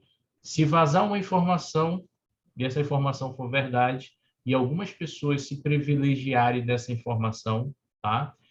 Em relação aos demais investidores, a CVM ela pune quem vazou a informação, pune os que se privilegiaram e pode cancelar o IPO, tá? Então, você não fala nada, você que é profissional do mercado. Vai ter muito cliente que vai perturbar vocês. Por exemplo, vamos supor que o Bradesco fez um lançamento, vai fazer um lançamento, uma IPO de ações de uma empresa aqui no Brasil. Sei lá, vamos pensar aí na Microsoft. Vamos supor que ela vai fazer lançamento aqui. Vai ter muita gente que vai chegar com assim, e aí, é legal comprar? Vamos, vale a pena? Por que ela está fazendo não sei o quê? Você só vai poder dizer assim, não posso falar nada até o término do IPO. Ponto. O cara vai te instigar, te encher o saco, falando, não posso falar nada até o término do IPO. Só quem pode falar sobre um IPO é um documento chamado prospecto. Se o investidor quiser informação, ele vai ter que ler. E, normalmente, esse documento tem 300, 400, 500 páginas, nem todo investidor tem paciência para ler. Tá? Então, tem muito investidor que fica pé da vida comigo, porque realmente eu não posso falar. Depois que o negócio sai, aí eu posso pegar os parecer que os analistas fazem e falo para eles, mas no IPO, não. Tá? Material publicitário. Né? O Código da ANBIMA ele prevê essa parte desse material. O que seria esse material publicitário? É qualquer material que eu vou utilizar para fazer aquela captação, aquele sentimento, aquela busca pelos meus investidores no mercado. Então, esse material ele vai ter mais uma fonte educativa de fazer o investidor fazer o investimento. Né? Então, eu tenho aqui, por exemplo, né, a instituição deve divulgar em qualquer meio de comunicação e incluir em destaque o link, né, de caminho direcionado para os investidores ou potenciais investidores ao material técnico. Então, ou seja, o publicitário ele faz a propaganda, mas quem manda é o material técnico, que é no material técnico que eu vou ter as informações cruciais sobre o investimento. Mas uma coisa eu quero que vocês observem sobre esse material, né, que eu considero material publicitário. Ele vai ter que ter umas coisas chamadas disclaimers, tá? O que seria esses disclaimers? Os disclaimers são pontos relevantes acerca do investimento. Exemplo, se eu vou oferecer um fundo de investimento para o cliente, tem que ter lá um disclaimer dizendo assim, este investimento não conta com FGC. Em caso de perdas, o gestor, o administrador ou o custodiante não vai cobrir. Em caso de perdas, o cotista vai ter que ser responsável. Então, vou ter que deixar esse disclaimer disponível no material publicitário e no material técnico para o investidor entender o risco. Tá? Esse investimento é de renda variável e é alavancado. Ele pode trabalhar com derivativos e ter perda substancial do patrimônio. E aí, fazendo com que os investidores tirem dinheiro do bolso e aportem capital. Eu vou ter que botar esse escrito lá para o investidor entender, tá, os riscos da operação. Esse aqui é um fundo de investimento conservador, tá? Mas ele pode operar com 5% do patrimônio em derivativos e ter perda, tá?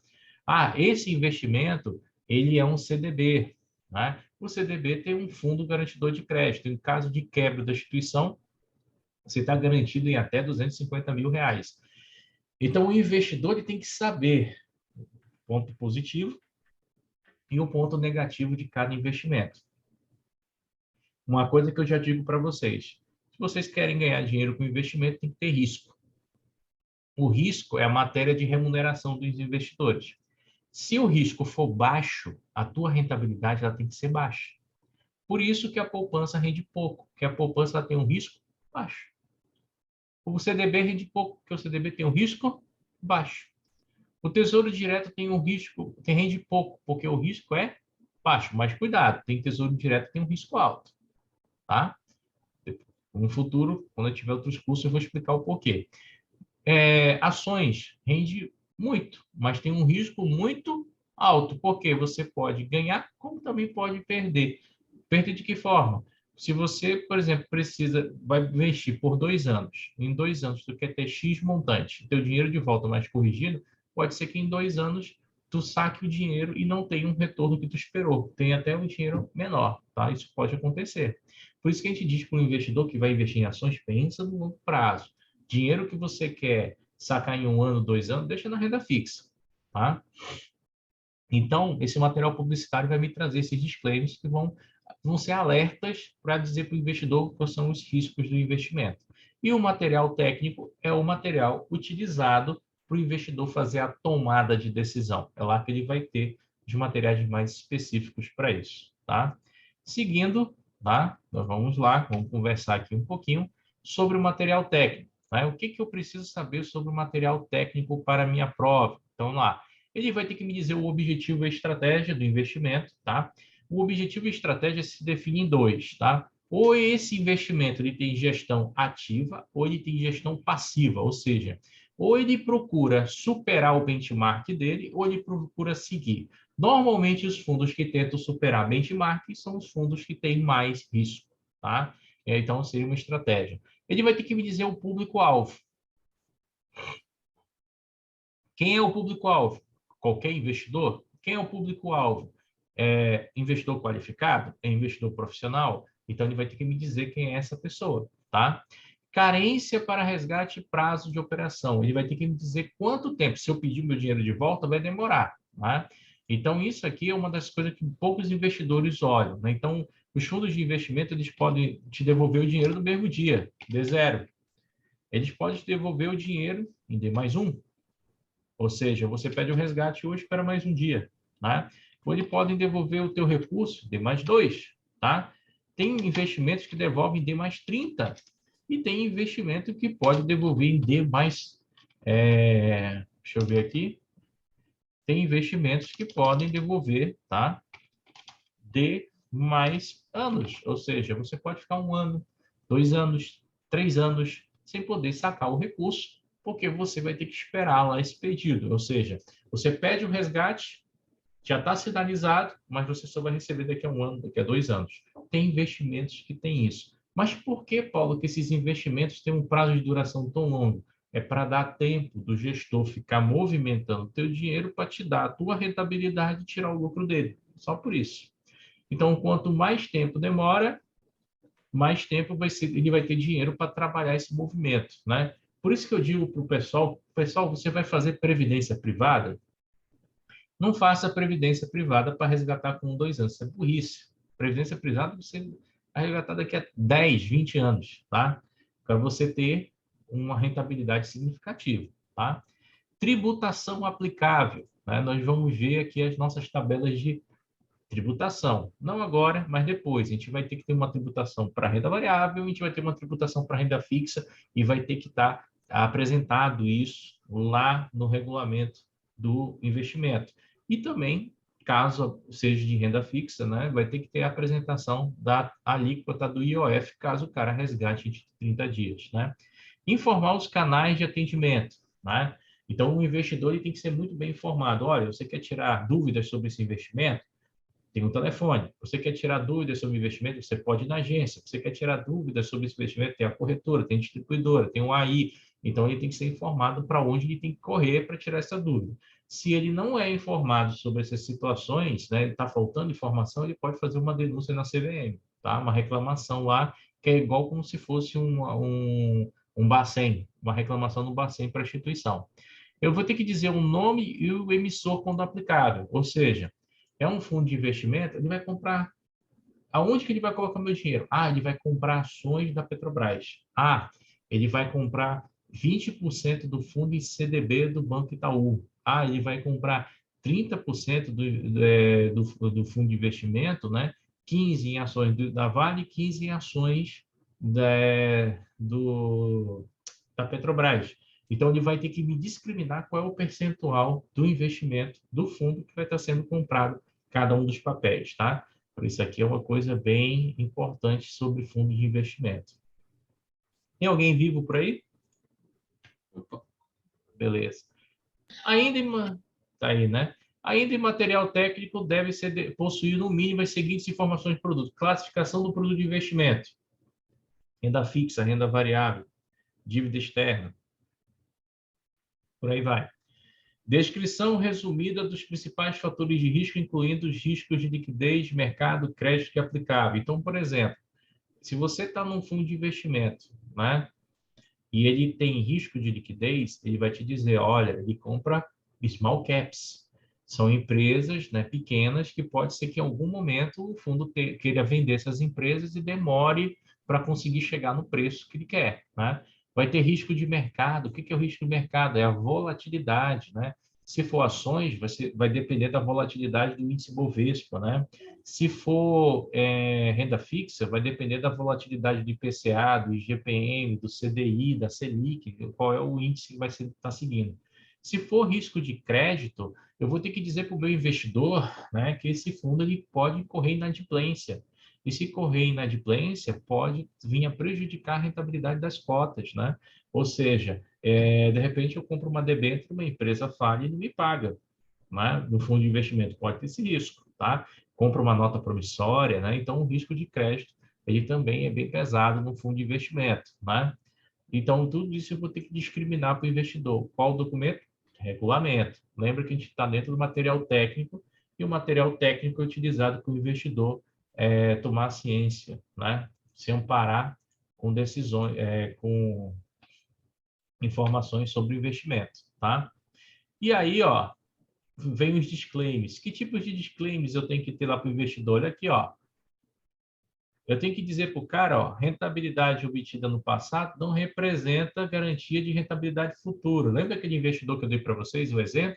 O cara olhou um fundo de ações, viu só lá a rentabilidade, viu, pô, esse fundo deu 7%, então vou investir nele porque ele pode replicar esse 7% no mês que vem. Rentabilidade passada não é garantia de rentabilidade futura. Os aspectos que aconteceram para dar aqueles 7% pode ser que se repitam ou não, tá? Então, os investidores têm que estar cientes disso, né? Os investidores têm que estar cientes que quando o fundo divulga a rentabilidade, ela não é líquida de impostos, ela é bruta, tá? Aí tem muita gente que se pega, pô, rendeu 7%, mas eu tenho que tirar um imposto. Não foi tirado o imposto sobre a rentabilidade, tá? Uma outra coisa que vocês têm que saber, a rentabilidade de um fundo de investimento, ela é líquida, mas sabe de quê? Ela é líquida de taxa de administração. A taxa de administração já é deduzida da rentabilidade, mas os impostos não. Então, o investidor tem que ficar atento para esse tipo de situação, tá? Outra, vamos seguir aqui para a gente dar uma olhadinha em outra aqui, tá? Ó, o investimento, olha lá, eu tenho que ter lá na capa, como eu falei para vocês, né, que o investimento, né, alguns deles não tem o quê? O fundo garantidor de crédito. Curiosidade, vocês sabem quais são todos os investimentos que tem FGC?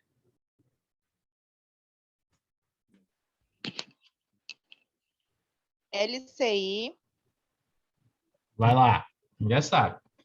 Quem tem FGC? FGC, Fundo LCI. garantidor de crédito. Quem tem LCI, letra de crédito imobiliário, quem mais? CDB. CDB. Quem mais? Tem CDB, tem RDB também. RDB. Quem mais?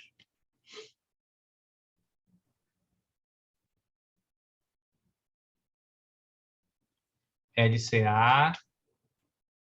Letra de crédito do agronegócio. Poupança. Depósito à vista. Vocês conhecem como conta corrente, tá? E esses investimentos a gente chama de depósito a prazo, tá? Então, quem tem FGC? LCI, CDB, RDB, LCA, poupança, depósito à vista, tá? Essa turminha aqui tem, tá? FGC. E tem um cara que nós vamos conhecer só aqui no CPA 20, que é o Depósito com Garantia Especial, DPGE, tá? DPGE. Depósito a prazo com garantia especial. É uma espécie de CDB. Esse cara também tem fundo garantidor de crédito, tá? Paulo, tem fundo garantidor de crédito para previdência? Não. Para CRI? Não. Ações? Não. Para, sei lá, deixa eu ver aqui. Não. Só para essa turma aí, tá? Tem gente que pensa que por ser fundo garantidor de crédito, garante empréstimo. Não, empréstimo não tem nada a ver aqui com a história, tá? Ele só vai proteger dinheiro que está na conta corrente e dinheiro que está na conta que a gente chama de depósito a prazo, que são os investimentos bancários. LCI, LCA, CDB, RDB, DPGE, tá? Essa turma aí que vai ter fundo garantidor de crédito. Lá mais à frente a gente vai ver os valores, porque tem um valor que é diferente aí do FGC, tá? Então, fundo de investimento não tem. Tá? O que garante essa segurança do fundo de investimento é a diversificação, como falei para vocês, ele não tem o critério de concentração, tá? Olha lá, vamos ver aqui, outras informações aqui, as informações presentes em material técnico são baseadas em simulações e os resultados reais poderão ser significativamente diferentes. Então, olha só, toda vez que vocês forem fazer uma análise, tem cliente que é chato. É chato em que sentido? É que ele é criterioso. Não é o chato de ser chato, ele é chato de ser criterioso. Então, ele vai chegar contigo e vai dizer assim, olha, eu tenho 1 milhão para aplicar, mas eu queria que você fizesse uma simulação para mim. Quanto é que eu vou ter daqui a 12 meses, né? Aí você vai lá, o cara é, vamos supor, o cara é na renda fixa, né? É mais fácil, você faz uma simulação, bota os CDBs, bota os fundos já de renda fixa, e aí bota com os últimos 2 meses. Aí embaixo você coloca a frase, ó, essas informações desse material são simulações, né? Os resultados reais podem ser diferentes. Por quê? Porque mesmo sendo renda fixa, a qualquer momento o Banco Central, se ele achar interessante, ele pode diminuir a taxa de juros ou aumentar mais. Pode ter uma outra pandemia, pode ter uma crise, pode ter uma outra situação que aconteça no mundo que possa interferir nos investimentos. Então, é tudo uma mera análise, né? Então, mesmo que seja na renda fixa, normalmente o banco coloca lá na lâmina, né? Coloca lá no material que o gerente vai apresentar, né? Que essas informações poderão ser diferentes das reais, né? Por causa dessas situações, tá? Então, sempre atentem para isso, certo? Então, vou passar aqui, vamos nós aqui. Vamos lá. Divulgações de informações por meios eletrônicos. Se o meu banco ele não manda, né, informações, né, para o cliente por correspondência, se ele não manda o extrato por correspondência, se ele não manda as cotas em forma de rendimento por correspondência, eu tenho que descrever lá no regulamento que tudo será encaminhado por meio eletrônico. E que o investidor ele vai ter que ser obrigado a manter o cadastro atualizado e acessar seus e-mails, tá? Porque tem investidor que não acessa. Aí lá lá vai chegar esses documentos para ele, tá? Tranquilo? E aí o banco ele vai estar mandando todas as informações relativas sobre o investimento, tributação, a descrição resumida dos fatores de riscos, canais, tudo vai ser de novo digitalizado, tá? Certo? E aí, senhores, uma coisa também que o código abrange e que também é papel da instituição, é uma política conheça o seu cliente, né? Eu tenho que saber, né, quem é o meu cliente, da onde vem o recurso dele, né? E qual é o objetivo dele, né? Então, as instituições que participam desse código da ANBIMA, né, eles têm que ter no seu processo conheça o seu cliente, né? Para buscar conhecer os investidores no início do relacionamento durante o processo cadastral, identificando necessidade de visitas pessoais em suas residências, locais de trabalho e instalações comerciais. Essa política conhecer o cliente, gente, às vezes o pessoal pensa que a gente o funcionário da instituição financeira é um fiscal, ele vai só para fiscalizar se o cara não está fazendo nenhum indício, né, uma coisa ilícita, tá? Mas a política conhecer o seu cliente, ela tem um lado positivo, qual? Eu saber que o meu cliente trabalha, né? Eu saber o que ele faz, eu poder oferecer algo para ele. Exemplo, imagina, tu abriu uma conta lá com você, um médico, né?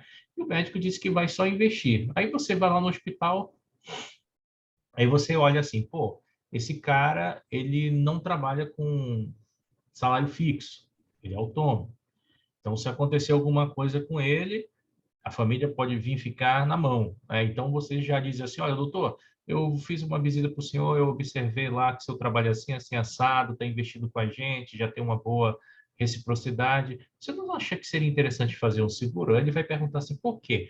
Olha, eu tenho um seguro que é o Serite, ele protege o profissional, né, em caso, ao profissional autônomo, no caso de acontecer alguma fatalidade, no caso de acontecer algum sinistro, caso aconteça alguma coisa com o senhor, uma doença, alguma coisa, a sua família não vai ficar desamparada, o seu também não vai ficar sem ter rendimento. Aí o cara vai brilhar os olhos, é sério, existe isso? É. Aí você vai lá e vende um outro produto. Ele nem esperava, ele foi com a intenção para a tua instituição só de investir. Aí você foi lá e apresentou outra coisa para ele. Ou então, às vezes, ele vai para a tua instituição só para a questão de pegar um crédito. Mas aí você faz essa visita para conhecê-lo, né, e você acaba oferecendo outros produtos que podem ser interessantes. Então, por isso que a visita, o contato frequente com o teu cliente, ele é importante, tá? Ele é importante nesse sentido, tá? Tem cliente que não gosta, mas aqueles que gostarem, aproveitem, tá? E aí a gente tem aqui a questão do Sui Tablet, né? Então, eu faço a política, conheço meu cliente para saber de onde é o recurso, quais são as necessidades dele e faço o Suitabit. E o Suitabit, eu conheço meu cliente, mas eu vou conhecer ele no perfil de investimento para saber qual são o nível de risco que ele vai tolerar. Nós já comentamos sobre o Suitabit. Ele tem um outro nome aqui no Brasil. Qual foi o outro nome que eu dei para vocês?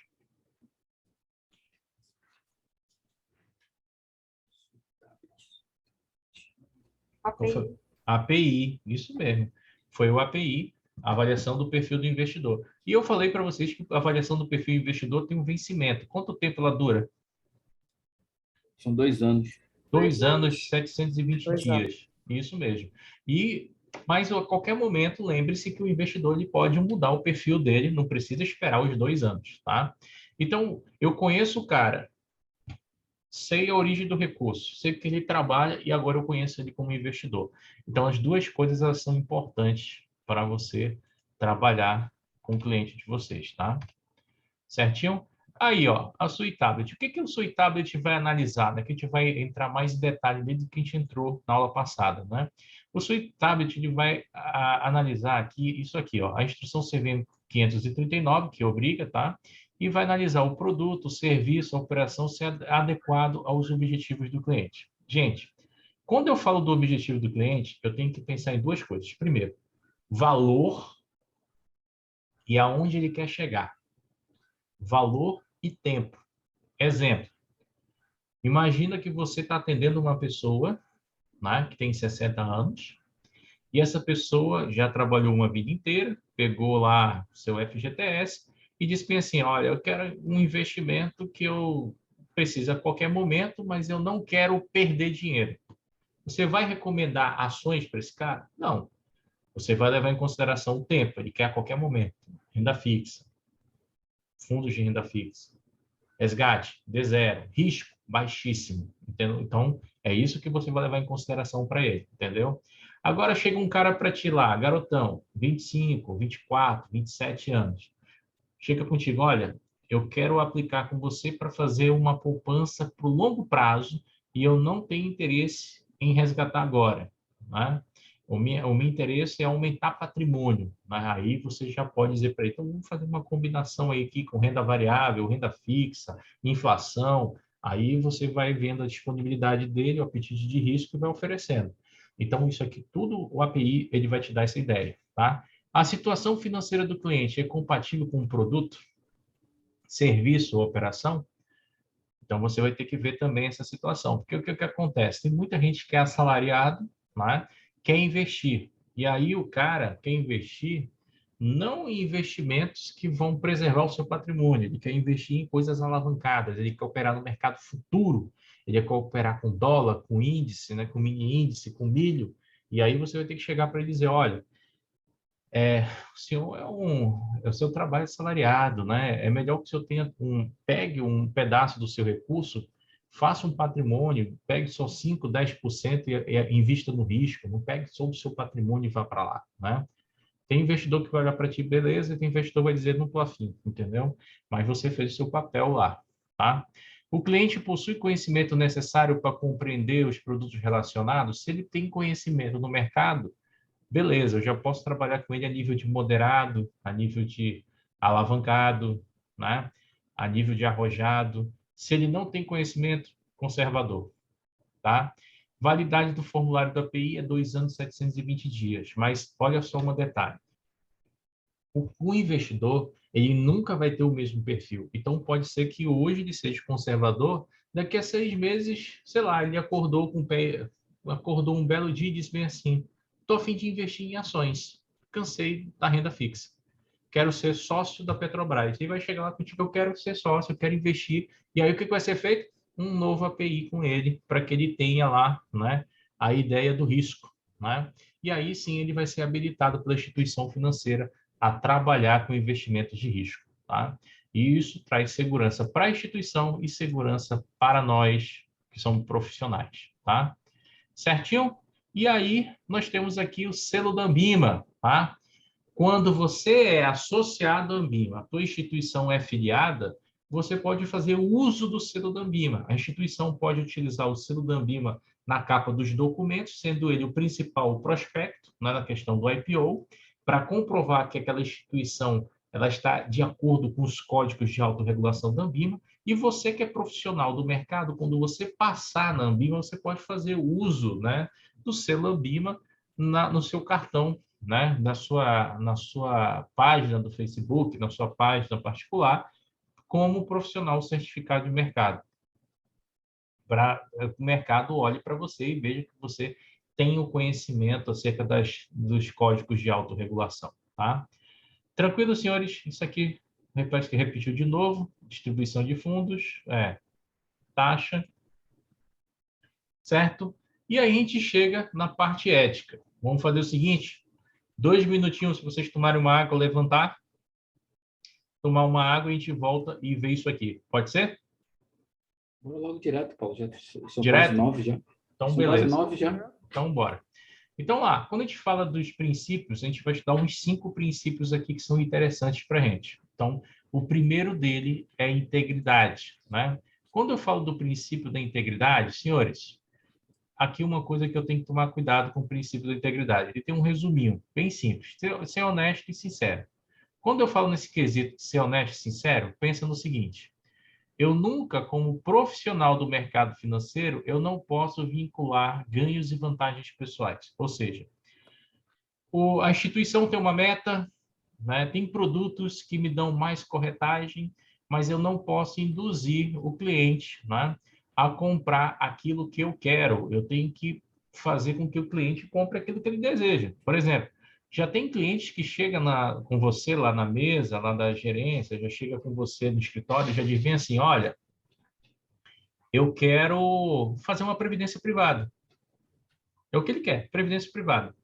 Não adianta você falar de ações, capitalização de consórcio, seguro, de outra coisa. Ele quer previdência. Ele já chegou com o foco dele. Você vai fazer a previdência dele, pronto, e acabou-se. Entendeu? Eu também não posso influenciar o meu cliente com propagandas falsas e fazer declarações mentirosas acerca de empregados, empregador e outros profissionais. Ou seja, eu não posso fazer o meu cliente, né? Eu não posso, de hipótese nenhuma, chegar com o meu cliente e dizer para ele, olha, vem para cá que eu te pago 2% ao mês, 2% ao mês. Eu não posso fazer isso. Como eu falei para vocês, que define a taxa ao mercado. Eu não posso dizer para ele, olha, invista em tal produto que ele tem a rentabilidade igual ele tem a segurança igual da poupança, e depois não é. Declarações mentirosas a respeito de empregados, empregador e outros profissionais, eu também não posso fazer. Eu não posso falar mal do meu colega de trabalho, eu não posso falar mal do empregador, eu não posso falar mal de outros profissionais do mercado, outras instituições, essas coisas, tudinho, tentando denegrir a imagem delas para dizer, olha, o teu dinheiro está mal servido lá na outra, vem traz ele para cá. Isso você não pode fazer, tá? E se você tiver essa finalidade, você quebra o princípio da integridade. Você não pode fazer isso, tá? Outra situação que a gente tem aqui é sobre o princípio da objetividade, ou seja, não enrole teu cliente, seja direto, seja objetivo, tá? Ou seja, você vai fazer um atendimento, você tem que ter como foco ali tempo, você tem que ser rápido, tá? Primeiro, você tem que ser rápido, não só porque você tem outras pessoas para atender, mas você tem que ser rápido e ágil, porque o cliente que está lá com você, às vezes, ele está muito ocupado, ele está muito atarefado, então ele quer soluções rápidas para ele sair, tá? E resolver o que ele tem para resolver, né? Então, olha só, seja rápido, objetivo no atendimento, ofereça o que o cliente deseja e não force conduta empurrando outros serviços que ele não deseja. Então, olha só, venda casada, né? Venda casada é crime, tá? Ninguém faz nenhuma instituição financeira, né? Mas os que fazem, eles podem ter consequências, tá? Ou seja, você não pode empurrar para o cliente coisa que ele não quer e muito menos sem explicar, tá? Tudo que você oferece para o seu cliente, você tem que fazer lá uma explicação, tem que dizer para ele o porquê, e ele tem que dizer concordo, não concordo, quero ou não quero. Você não pode dizer, eu vou te oferecer um crédito, mas eu só vou oferecer o crédito se você comprar um seguro, uma previdência, um consórcio, fizer alguma coisa aqui comigo, tá? Então, não é dessa forma que funciona, tá? Uma outra coisa que eu quero que vocês atendam para o princípio da objetividade que cai em prova é o seguinte, tá? Deixa eu ver se eu coloco aqui, tá? O princípio da objetividade, ele visa, tá? Deixa eu lembrar aqui, a inteligência. Inteligência. Pô, será que eu esqueci? É um princípio bom isso aí. Vou já tentar lembrar aqui. O princípio da integridade, inteligência. Eu vou lembrar aqui. Em algum momento eu não estou lembrando, não. Eu vou falando dos outros, depois a gente lembra. Então, essa seria a ideia. Não enrolar o nosso cliente. Quando a gente for fazer as questões, conversar sobre questões, eu vou lembrar dessa ideia. Princípio da confidencialidade e sigilo bancário. Eu não posso quebrar o sigilo do meu cliente. Eu tenho que tomar cuidado, tá? Detalhe, para a prova de vocês, só tem uma pessoa que tem a conduta de quebrar o sigilo de um cliente. É juiz federal, tá? Quando o juiz federal ele faz investigação, quando ele pede bloqueio de conta, só ele é que pode fazer as coisas, tá? Outros, ninguém, tá? Isso é norma, isso é lei, tá? É que a gente tem que atentar. Profissionalismo, zelar pela profissão, tá? Olha só, eu tenho dois tipos de profissionais. Eu tenho o cara que atende o princípio do profissionalismo e tem um cara que atende o princípio da competência. Os dois princípios são muito parecidos. O profissional é aquele cara que ele já domina muita coisa, ele tem um grande conhecimento, ele tem facilidade, ele já tem um certo know-how, uma certa experiência, um certo tempo na instituição, e esse cara ele pode fazer o seguinte, tá? Para ele atender esse princípio, né, ele vai zelar pela profissão das seguintes situações. Ele vai zelar pelo seu trabalho, tentar fazer tudo da melhor forma possível e vai cooperar. Quando eu falo que ele coopera, ele é aquele profissional que, por exemplo, ele não está preocupado em só bater, né, a sua meta, de só resolver o seu problema. Ele olha para os outros colegas que estão na agência que tem certas dificuldades, tem dificuldade de vender um seguro, uma previdência, não domina, não conhece, né? Ele pode ir lá e se predispor a auxiliar essa pessoa. Então, o profissional é esse cara que ele sempre mantém essa predisposição de querer ajudar aqueles que estão em dificuldade, tá? E, principalmente, ele zela pela imagem dele perante a profissão, tá? Já o cara que é competente, o cara do competente é aquele profissional que ele reconhece que todo momento ele está tendo limitações, ele reconhece que ele precisa cada vez mais de conhecimento. O profissional que trabalha com o princípio da competência é aquele profissional que ele está estudando todo o tempo, ele está se reciclando, ele está procurando curso, porque ele tem essa ânsia de querer conhecer, ele tem essa vontade do saber. Então, um competente é aquele cara que ele não se senta no comodismo, ele está todo o tempo tentando se reciclar. Então, praticamente, é assim. O profissional é aquele cara dentro da tua instituição que vai ajudar os demais. O cara que trabalha de forma competente é o cara que ele não conhece tudo e ele não tem vergonha de, quando ele precisar de uma ajuda, ele pedir ajuda de alguém, principalmente de alguém que saiba mais do que ele. Então, esse seria a ideia do competente. Tranquilo, senhores? Então, assim, como nós falamos muito aqui de código ANBIMA, falamos muito sobre essas coisas e também mais sobre essa parte de éticas, compliance, né? Eu vou dar uma parada por aqui para a gente não enrolar a cabeça de vocês, tá? O nosso próximo tema vai ser lavagem de dinheiro, tá? Então, a gente vai ver lavagem de dinheiro, o que a gente vou fazer um breve resumo. A gente vai ver aqui os crimes que são cometidos com lavagem de dinheiro, a gente vai ver aqui os limites de operações que os bancos e as instituições são obrigadas a monitorar e a informar. Nós vamos ver normas do Banco Central, nós vamos ver circular do Banco Central, vamos ver duas leis, que é a Lei 9.613 e a 12.683. Nós vamos falar também, né, dos aspectos da lavagem de dinheiro contra a colocação, ocultação e integração.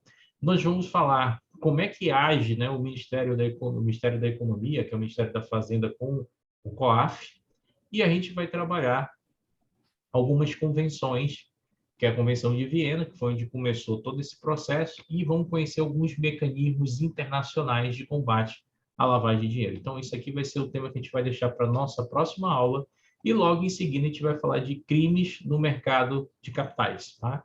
E aí a gente termina o módulo 2 e vamos para o módulo 3, que é um módulo de economia e finanças, onde a gente vai estar falando de PIB, inflação, taxa Selic, taxa de juros, vamos estar falando de matemática financeira, vamos estar falando de outras coisas que são relacionadas e importantes para a questão de investimentos. E aí eu vou passar aqui alguns sites para vocês pegarem informações.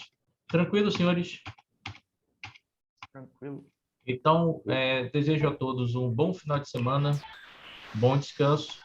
Segunda-feira, retornamos no mesmo horário, terminamos esse módulo entrando no módulo 3 e vamos se divertir um pouquinho, tá? Façam um exercício e revisem as aulas, tá? Beleza. Ok. Boa noite. Boa noite. Boa noite. Boa noite, Boa noite. Ana. Boa noite. Noite. Obrigada. Boa noite. noite, Boa Paulo. noite. Valeu.